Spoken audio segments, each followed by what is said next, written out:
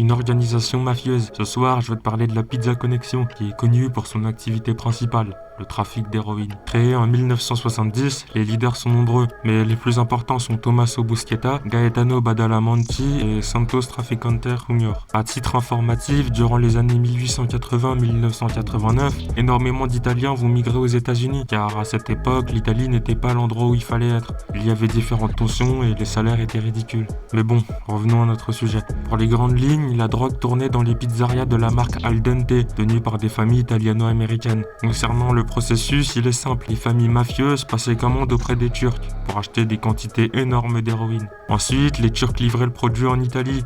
Puis, des passeurs emmenaient la marchandise dans les enseignes Al Dente où la drogue était revendue. De 1975 à 1989, le trafic tourne très bien et l'organisation va dépasser les 1,5 milliard de chiffre d'affaires. En 10 ans, c'est vraiment énorme.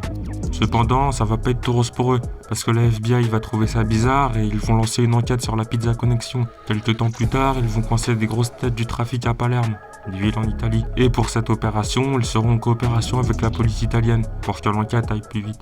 Pour conclure, l'organisation va chuter en 1985 et le procès de la Pizza Connection débouchera sur de très grosses peines de prison pour les leaders. Dis-moi ce que t'en penses en commentaire, mais abonne-toi.